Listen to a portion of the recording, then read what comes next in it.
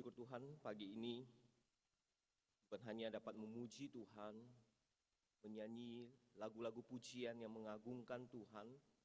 Kami juga bersyukur pagi hari ini kami boleh membawa ucapan syukur kami untuk segala sesuatu yang Tuhan sudah perbuat dalam hidup kami, terlebih keselamatan, anugerah yang begitu besar yang Tuhan berikan kepada kami. Dan pagi hari ini juga kami bersyukur Tuhan, kami boleh mendengarkan firman-Mu.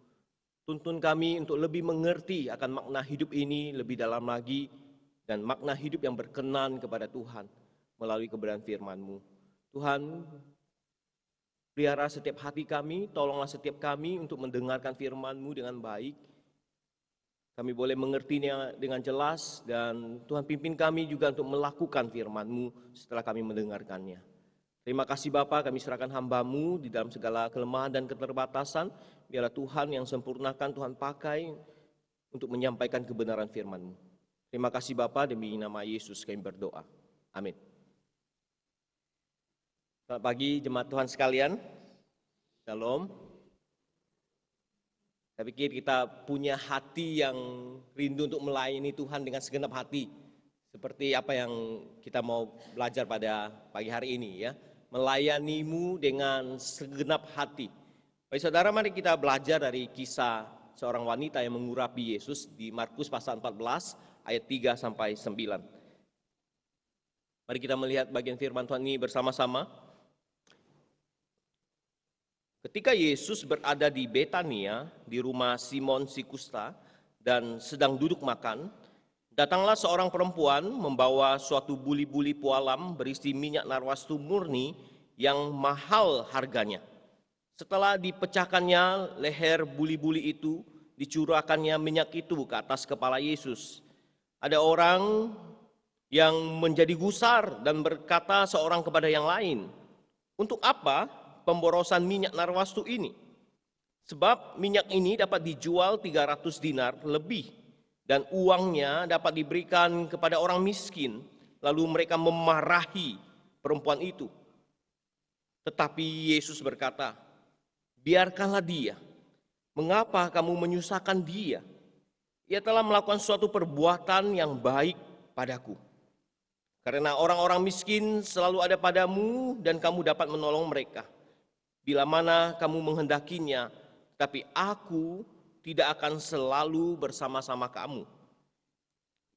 Ia telah melakukan apa yang dapat dilakukannya. Tubuhku telah diminyakinya sebagai persiapan untuk penguburanku. Aku berkata kepadamu, sesungguhnya di mana saja Injil diberitakan di seluruh dunia, apa yang dilakukannya ini akan disebut juga untuk mengingat dia. Saudara, saya percaya kita semua tahu patung apakah ini. Ya, ini adalah patung Liberty yang dibuat oleh seorang seniman Prancis yang bernama Frédéric Auguste Bartholdi. Seringkali patung ini disebut sebagai simbol kebebasan Amerika, ya, sebagai simbol persahabatan, sebagai simbol perdamaian dunia. Saudara, patung ini dibuat dengan seni yang begitu tinggi. Ya.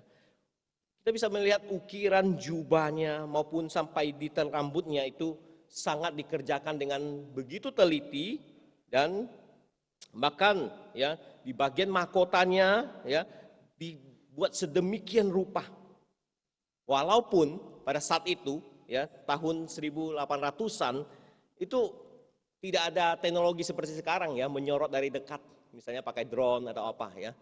Hanya melihat dari kejauhan, dari ketinggian. Saudara, patung ini memiliki tinggi kurang lebih 46 meter. Ya, tetapi jikalau dihitung dari dasarnya, patung ini tingginya sampai 93 meter. Sekalipun demikian, Bartholdi tidak membuatnya dengan sembarangan. Begitu detail, dia memahat patung itu, dia menjadikan patung itu enak dipandang, enak dilihat. Ya, sekalipun pada saat itu, ya, orang-orang tidak akan bisa melihat dari jarak dekat seperti kita sekarang bisa disorot dengan jarak dekat. Ya, saudara, konon patung ini pun dibuat dari hati. dari segenap hati. Karena apa? Karena Bartoldi ini mengukir wajah patung ini sebagai bentuk rasa kasih sayang terhadap mamanya. Dia membuat sepenuh hatinya sehingga tidak sekedar dibuat patung Liberty ini, dikerjakan dengan sepenuh hati. Saudara, kita adalah manusia yang pandai untuk memutuskan kualitas apa yang akan kita hasilkan dari sebuah pekerjaan ataupun sebuah pelayanan. Benar begitu, saudara? Ya, kita pandai sekali untuk memutuskan kualitas apa yang ingin kita hasilkan sih. Ya, untuk mengerjakan sesuatu dengan sepenuh hati kadang-kadang itu hanya statement saja, bukan begitu? Ya, hanya satu statement saja. Oh, saya mau lakukan sepenuh hati. Ini sudah saya lakukan dengan sepenuh hati. Untuk melakukan sepenuh hati itu tidak mudah. Karena kita manusia punya hati yang mudah berubah, hati yang pandai manipulasi.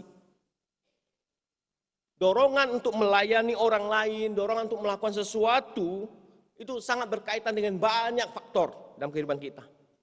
Tergantung bayarannya berapa. Siapa yang menyuruh saya?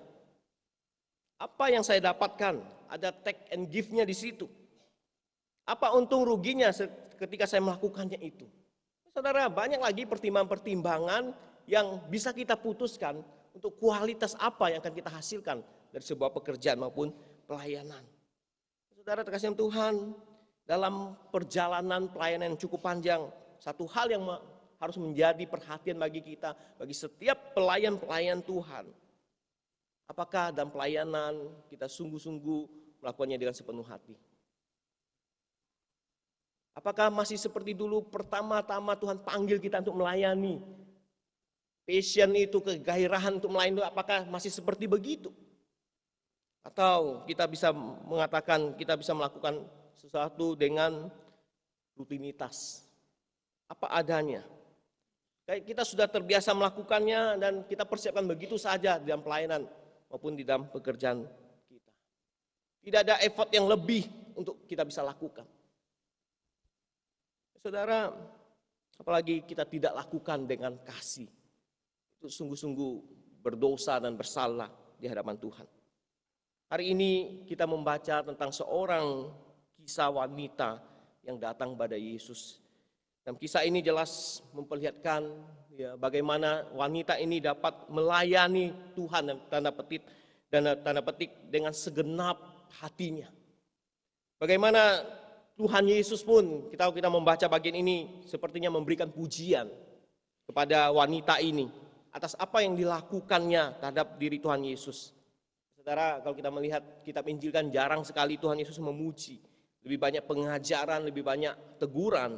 Tetapi dalam bagian firman Tuhan yang kita baca pagi hari ini memperlihatkan bagaimana Tuhan memuji tentang seorang wanita ini yang datang kepada Dia. Tentu pujian ini berdasarkan dengan apa, ya, bukan dengan apa, misalnya bukan dengan apa yang dilakukan oleh wanita ini yang cukup menghebohkan. Karena minyak yang mahal, ya, saat itu minyak narwatus itu sangat mahal. Kalau kita bisa mengkalkulasikannya 300 dinar lebih itu, 1 dinar itu yaitu upah kerja sehari. Jadi harganya kurang lebih ya upah kerja setahun, ya, dan dianggap sangat mahal dan disebutkan oleh Injil Markus dicatatkan dengan satu keterangan minyak yang mahal, saudara, ya. Jadi apa yang dilakukan oleh wanita ini cukup menghebohkan mungkin pada saat itu, ya, karena ini ada satu pemborosan kalau kita melihat, ya, ada satu teguran di situ, marahan, dikatakan mereka marah kepada wanita ini telah memboroskan uang sebanyak itu. Lebih baik uang yang sebanyak itu diberikan untuk orang-orang miskin. Bukan hal itu yang penting, saudara. Bukan tentang mahalnya minyak. Tetapi apa yang dimaksudkan dalam kisah ini, yaitu tentang apa yang dilakukan oleh wanita ini. Yang menggambarkan bagaimana hatinya, bagaimana kasihnya, bagaimana cintanya pada Tuhan Yesus Kristus. Mari kita memperhatikan ada 3 kalimat pujian pada wanita itu. Yang pertama, Tuhan Yesus berkata di ayat ke-6, ia telah melakukan sesuatu perbuatan yang baik padaku. Kalimat kedua, Tuhan Yesus mengatakan, ia telah melakukan apa yang dapat dilakukannya. Di ayat ke-8, kemudian di ayat ke-9 Tuhan Yesus berkata, apa yang dilakukannya ini akan disebut juga untuk mengingat Dia. Saudara, mari kita memperhatikan perkataan Yesus kepada wanita ini. Yesus berkata, ia telah melakukan sesuatu perbuatan yang baik padaku. Tuhan Yesus mengatakan kepada wanita ini bahwa dia sudah melakukan satu perbuatan yang baik padaku. Tetapi akan lebih baik kalau kata baik ini, perbuatan yang baik ini diterjemahkan kata indah. Karena begitu yang dipakai dalam bahasa Yunaninya. Di dalam kata Yunaninya, baik yang dipakai ini adalah kalos, ya, bukan agatos. Artinya kebaikan yang benar-benar tulus, kebaikan dari hati yang baik, kebaikan daripada motivasi yang baik untuk mengasihi Tuhan. Jadi kata baik di sini bukan menyatakan sekedar baik, satu perbuatan yang baik saja, melakukan satu perbuatan yang baik saja secara moral, bukan demikian. Tetapi apa yang dimaksudkan Yesus dalam kalimat itu, bahwa ia telah melakukan sesuatu perbuatan yang indah padaku. Jadi bukan sesuatu yang baik saja. Karena apa? Di dalam perbuatan baik, di situ juga bisa terkandung motivasi yang jahat, bukan? Ya, saudara, banyak orang tertipu karena melihat awalnya baik. Oh, baik dia nih, ya. Lama-lama baru ketahuan ketipu. Ya. Baik dia mengajarkan tentang ini, dia mengarahkan tentang ini, dia mau menolong saya tentang ini. Dia baik, tapi lama-lama ketipu. Bukan kebaikan seperti itu. Tetapi apa yang dikatakan Tuhan Yesus kepada wanita itu adalah kebaikan yang benar-benar indah. Ya, seorang penafsir Alkitab yang bernama William Clay mengatakan bahwa sesuatu yang mungkin baik, agatos, namun keras, tegas, kaku, tidak menarik. Tetapi sesuatu yang baik, kalos, itu menawan, indah, dengan pesona mekar tertentu di atasnya. Saudara terkasih Tuhan, itulah yang dilakukan oleh wanita itu. Satu pujian yang Yesus katakan kepada wanita itu, dia sudah melakukan suatu perbuatan yang indah. Saudara, kita perhatikan, bagian ini seakan-akan mengkontraskan dengan Yudas, bukan? Yudas kelihatan baik. Ya, saudara, memang di Markus tidak menyebutkan siapa murid itu, tapi kalau kita melihat di dalam Yohanes pasal 12, kita akan menemukan satu kisah yang sama yang diceritakan oleh Yohanes, itu adalah Yudas. Yudas kelihatan baik, memperhatikan orang-orang miskin, tetapi hatinya jahat. Kalau kita melihat Yohanes 12 ayat 6, Yesus menegur Yudas. Yudas bukan memperhatikan nasib-nasib orang miskin ketika dia berkata kepada wanita itu. Melainkan kata Yesus dia adalah seorang pencuri.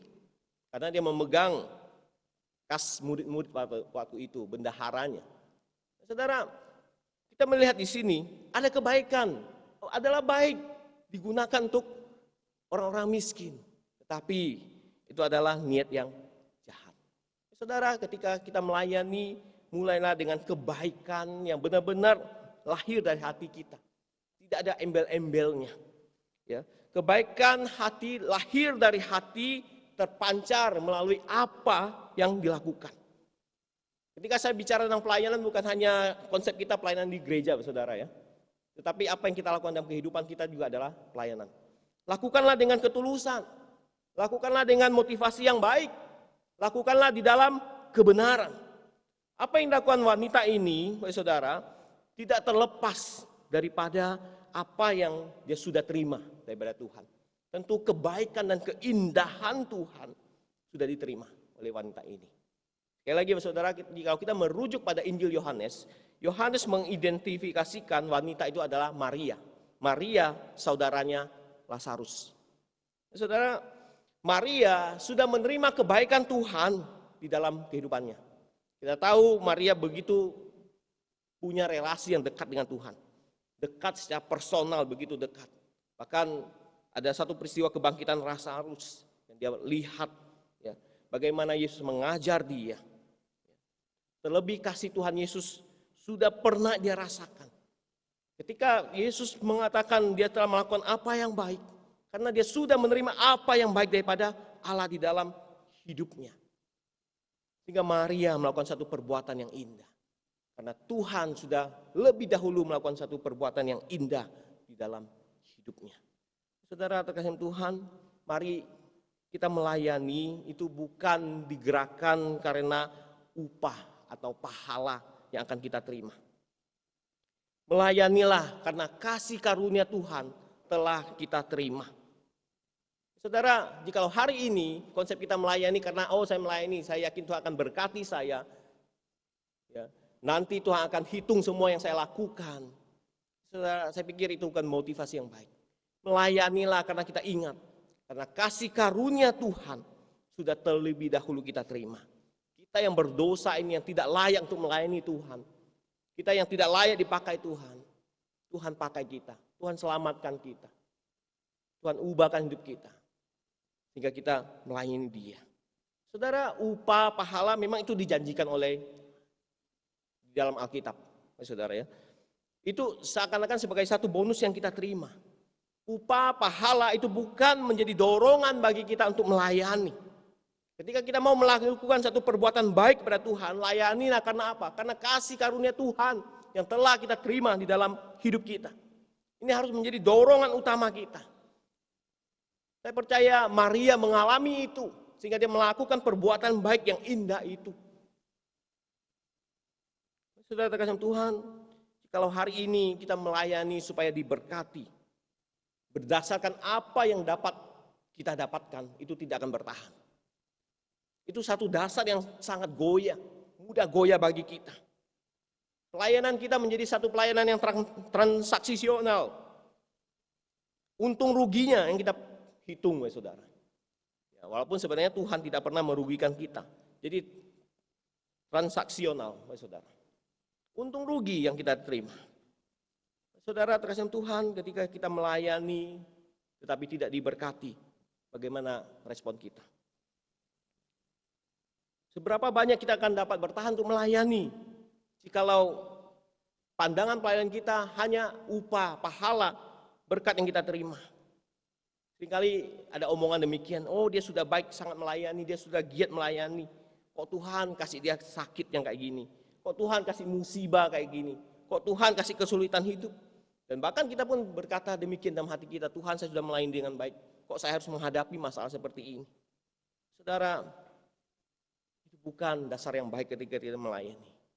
Wanita ini melayani dengan segenap hatinya, dengan kemurnian hatinya, dengan ketulusan hatinya. Karena dia sudah mendapati kebaikan Tuhan, keindahan yang Tuhan perbuat di dalam hidupnya. Kasih karunia itu telah didapati terlebih dahulu. Maria menuangkan semua minyak itu. Saudara, tidak dikatakan setengah-setengah dia simpan, tidak. Dia pakai itu semua minyak itu dia tuangkan untuk mengurapi Yesus dari kepala hingga kakinya.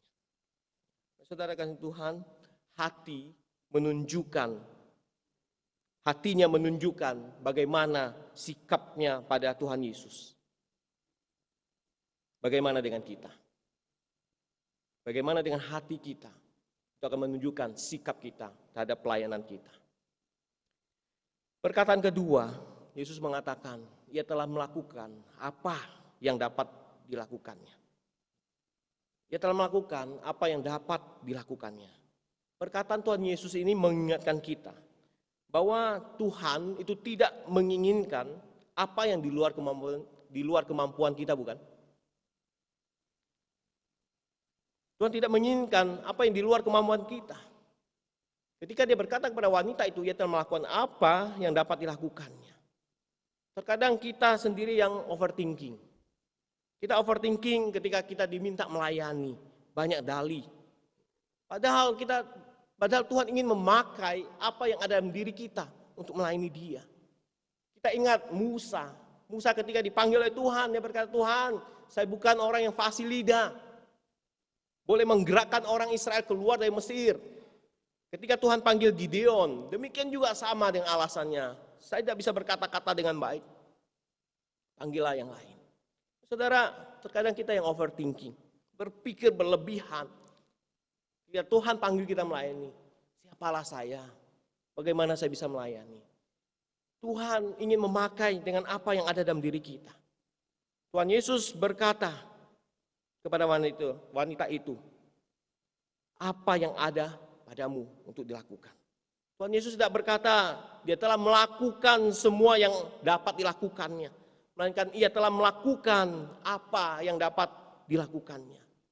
Wanita ini dipuji Tuhan Yesus bukan berdasarkan apa yang diperbuatnya bagi Yesus, bukan karena mahalnya minyak itu, bukan demikian. Tetapi karena apa yang diperbuat wanita itu, yaitu ungkapan kasihnya yang diberikan dengan tulus kepada Yesus. Saudara, minyak narwastu yang dituangkan itu kepada Yesus adalah minyak wangi ya, yang terbuat dari akar tanaman yang tumbuh di pegunungan Himalaya.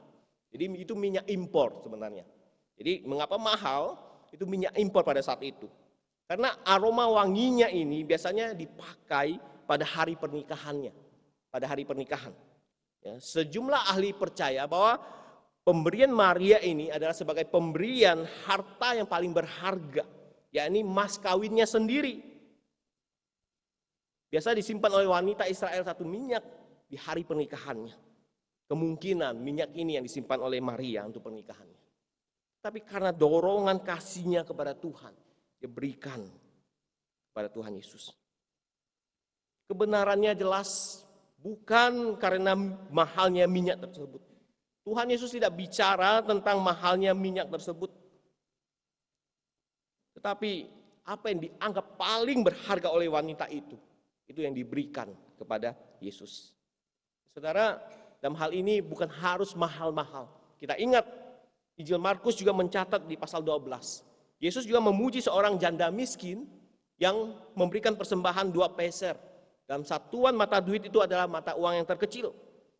Sekali lagi Tuhan Yesus memuji bukan sedikitnya, banyaknya persembahan. Tetapi apa yang dilakukan. Apa yang paling berharga yang dapat diberikan. Seperti wanita yang mengurapi Yesus dan seperti janda yang memberikan persembahan itu. Jadi jelas poin dari Tuhan Yesus bukan mahalnya atau sedikitnya, tetapi apa yang dilakukan di dalam melayani Tuhan. Apa yang berharga dalam diri kita berikan bagi Tuhan. Saudara, terkadang Tuhan, terkadang di dalam situasi realitas pelayanan yang kita hadapi, kita seringkali mengidolakan, ya, membanggakan seseorang. Kalau saya mau melayani seperti dia, saya mau melayani seperti dia. Bukan berdasarkan apa yang ada di dalam diri kita. Mungkin juga kita jatuh membandingkan diri dan pelayanan dengan orang lain. Kok saya tidak bisa melayani seperti dia? Kita mulai membanding-bandingkan diri dalam hal itu. Padahal Tuhan ingin memakai apa yang ada di dalam diri kita. Berdasarkan apa yang ada di dalam diri kita untuk kita lakukan bagi Tuhan. Sesuatu yang otentik. Bukan sesuatu yang dibuat-buat, yang dipaksakan, bukan. Tapi sesuatu yang otentik yang Tuhan ingin berikan. Tuhan Yesus mungkin bertanya dan memanggil, apa yang ada padamu pada hari ini engkau berikan kepada Tuhan. Saudara, ingat peristiwa 5 roti dan 2 ikan.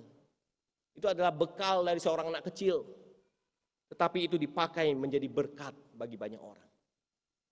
Itu yang Tuhan bisa lakukan, kita tidak tahu. Parameter untuk melayani diberikan lebih, lakukanlah lebih. Bukan berdasarkan tentang apa yang besar dan kecil untuk kita lakukan. Minimal mulai melakukan apa yang dipercayakan bagi kita. Saudara terkasih Tuhan, ada Fanny Crosby. Saudara kita tahu Fanny Crosby adalah seorang yang menulis hampir 8.000 lagu him, dilakukannya dalam kebutaan. Dia buta sejak umur 6 minggu. Sekalipun dia buta, dia tidak pernah kecewa kepada Tuhan dan menyimpan kepahitan pada Tuhan atau menyalahkan Tuhan. Tapi justru dalam kebutaannya dia melayani. Dia meninggal tanggal 12 Februari 1915. Di nisannya itu ada satu kata-kata yang indah. Seperti yang diucapkan Tuhan Yesus pada wanita itu. Markus 14 ayat 8. He has done what she could. Dia telah melakukan apa yang dapat dilakukan. Dia melakukan yang terbaik bagi Tuhan dengan apa yang dipunyainya.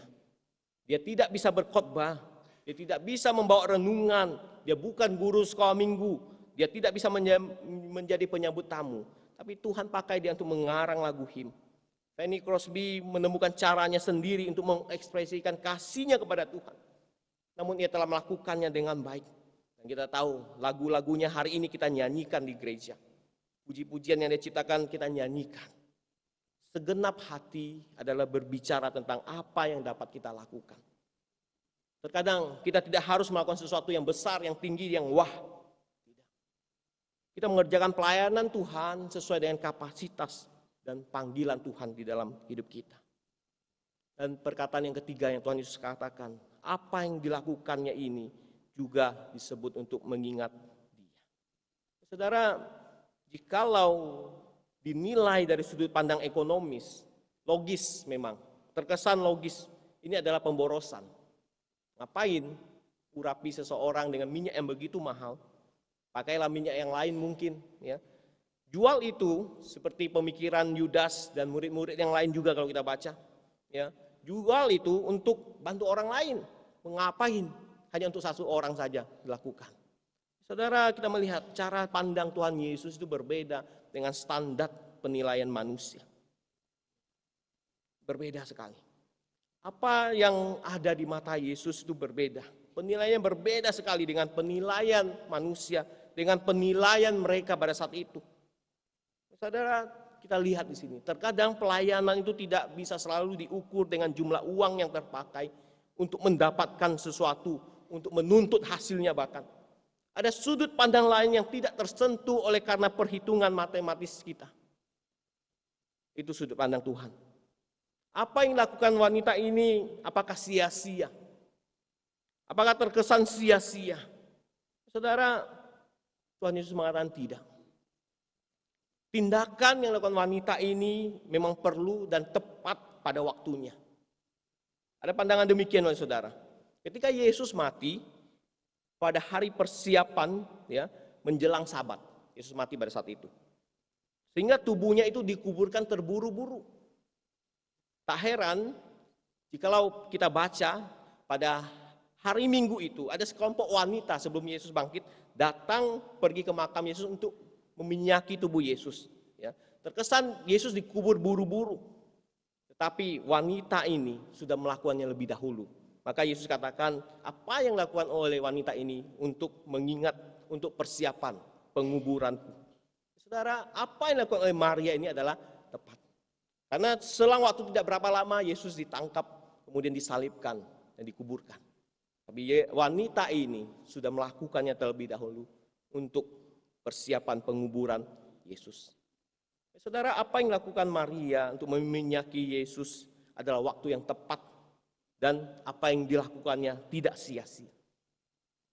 Adalah tepat jikalau Tuhan Yesus katakan, sesungguhnya di mana saja Injil ini diberitakan di seluruh dunia, apa yang dilakukannya ini disebut juga untuk mengingat dia. Ini artinya apa? Apa yang dilakukan oleh wanita itu tidak akan pernah sia-sia. Wanita ini memang tidak pernah tahu apa yang dilakukannya ini akan diingat, akan kita baca sampai hari ini terus-menerus ya, sebagai persiapan penguburan Yesus. Wanita ini tidak pernah tahu, dia hanya melakukannya. Tapi kita tahu apa yang dilakukan oleh Maria ini tidak sia-sia. Seorang hamba Tuhan memberikan komentar tentang kisah ini. Dia katakan, nothing give for Jesus in love everlasting. Saudara, pikir ini adalah tepat. Tidak ada pemborosan atau hal yang sia-sia jika kita lakukan dengan kasih pada Yesus. Saudara, jika kita ingin melakukan yang terbaik dalam pelayanan dengan kita tahu dengan kasih kita lakukan itu tidak akan pernah sia-sia. Tapi seolah-olah pelayanan kita itu berjalan di tempat tidak ada maju-majunya. Apa yang kita lakukan tidak akan pernah sia-sia. Sekalipun tidak akan terasa hasil yang langsung kelihatan. Saudara, saya ingat ada seorang ibu di jemaat Dulu waktu kami melayani, seorang ibu berdoa, dia katakan saya sudah 20 tahun doakan suami. Belum juga percaya, 20 tahun setiap hari doakan suami, belum juga percaya. Apakah sia-sia? Saudara, tahun-tahun berikutnya akhirnya suaminya bertobat dan menerima Yesus. Banyak hal yang mungkin dalam pandangan manusia apa yang kita lakukan itu sia-sia. Tapi di hadapan Tuhan tidak akan pernah sia-sia. Saya akan mengakhiri firman Tuhan ini dengan sebuah kisah hidup misionaris yang ke Afrika, yaitu David and Shea Flood. Saudara, pada tahun 1921 dia ke Zaire di Afrika, saudara. Saudara, dalam pelayanannya memang David Flood ini dikenal dia mengalami kekecewaan yang mendalam kepada Tuhan. Bahkan dia mengalami hidup yang jauh daripada Tuhan. Pada saat dia ke Afrika, saudara, ternyata apa yang dibayangkan itu tidak mudah. Ya. Apa yang dialaminya tidak mudah. Dia mengalami penyakit malaria, dia tidak diizinkan untuk masuk ke desa, ya, karena beranggapan dewa akan marah pada saat itu. Dia hanya bisa tinggal di tepi luar pedesaan itu, ya. Dia membangun pondok, tapi dia mengalami kekurangan gizi dan dia pun tidak bisa berhubungan langsung dengan penduduk desa. Dia hanya bisa berhubungan dengan seorang anak kecil yang dibimbingnya untuk mengenal Injil dan menjadi pengikut Kristus. Di tengah kehamilan bahkan kehamilan saya istrinya, ya, dia melahirkan seorang perempuan, kemudian dia meninggal saat itu, ya, dalam kondisi yang sangat lemah istrinya dia meninggal. Disitulah dia begitu terpukul. Dia membuat peti mati dan menguburkan istrinya di sana. Di dalam puncak kekecewaannya berkata, Tuhan, mengapa Engkau izinkan ini terjadi? Bukankah kami datang untuk memberi hidup kepada Engkau, untuk melayani Engkau di Afrika? Istriku sekarang sudah tiada. Anak sulung baru berumur 3 tahun, nyaris tidak terurus, bahkan lahir seorang kecil tanpa ibu sekarang. Setahun kami ada di hutan dan hasilnya tidak ada apa-apa. Hanya bisa memenangkan seorang anak kecil yang tidak cukup memahami berita Injil. Dia berkata, Tuhan, Engkau mengecewakan aku. Betapa sia-sia hidupku yang sudah saya persembahkan bagimu. Saudara, akhirnya dia ke kantor lembaga misi pada saat itu. Dengan kekecewaan dia katakan, saya akan kembali ke Swedia. Karena dia juga tidak mampu mengurus anak itu, dia serahkan anak perempuannya ini kepada orang lain untuk diurus. Saudara, pada suatu hari ketika anak perempuannya dewasa, anak perempuannya ini menemukan sebuah kiriman majalah Kristen yang berbahasa Swedia. Ditemukan bahwa ada foto-foto sebuah kuburan dengan salib putih yang tertulis Shea Flood. Saudara, ini adalah mamanya, dia mengenalinya, dia tahu. Ya. Kemudian cari tahu informasinya, ternyata saudara, ya, di dalam informasi yang ditemukan bahwa melalui bocah kecil ini yang dibimbing oleh Shea Flood ini, bocah itu telah menyelamatkan kurang lebih 600 orang di Zaire. Dia menjadi seorang pelayan Kristus, dia mendirikan sekolah di Zaire, dia memimpin gereja yang berjumlah 110.000 orang Kristen di Zaire. Saudara, betapa terkejut anak perempuan misionaris ini, Angie namanya. Kemudian dia berusaha mencari bocah kecil itu, akhirnya ditemukan. Ya, kemudian dia berkata bagaimana perkembangan Tuhan. Dia katakan bagaimana sejak saat itu dia dibimbing, dia menjadi seorang penginjil yang bergairah di Zaire. Dia memenangkan banyak jiwa, dia membuka pusat sekolah Alkitab, rumah sakit, dan lain sebagainya, saudara. Kemudian anak perempuan ini berusaha mencari papanya. Dia menemukan papanya di umur 73.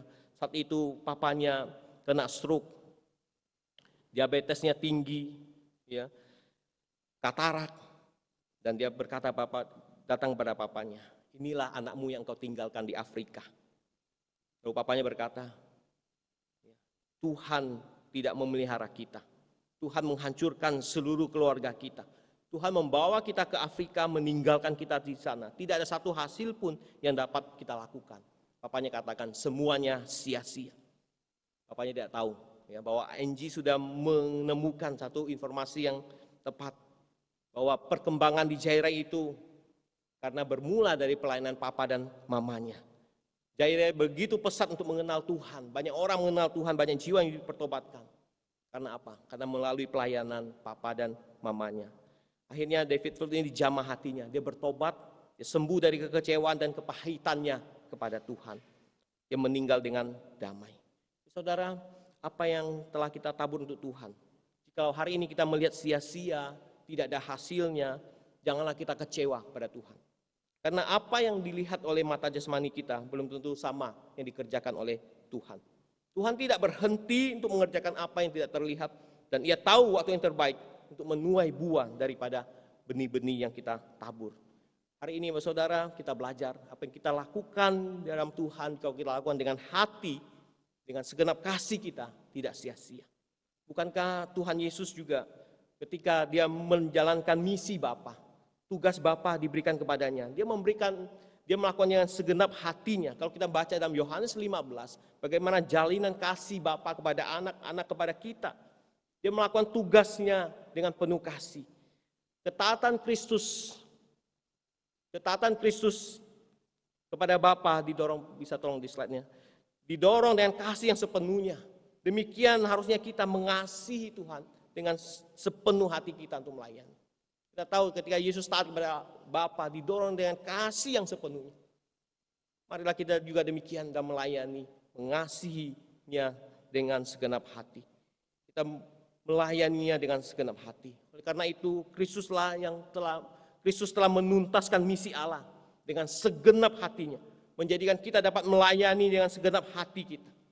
Walaupun seringkali kita belum melayaninya dengan segenap hati kita. Kita masih gagal untuk sungguh-sungguh melayani Tuhan, bukan? Tapi kita ingat, Kristus Yesus telah menanggung segala kelemahan kita untuk melayani Dia. Dialah yang memampukan kita untuk melayani Dia dengan segenap hati kita. Saudara terkasih Tuhan, hari ini mungkin kita rasa belum memberi yang terbaik pada Tuhan. Ingat, Tuhan Yesus sudah menanggung semuanya bagi kita. Lakukan dan terus lakukan apa yang baik bagi Tuhan. Perbuatlah satu perbuatan yang indah bagi Tuhan. Lakukan dengan apa yang dapat kita lakukan. Dan ingatlah, apa yang kita lakukan itu tidak akan pernah sia-sia. Mari kita berdoa.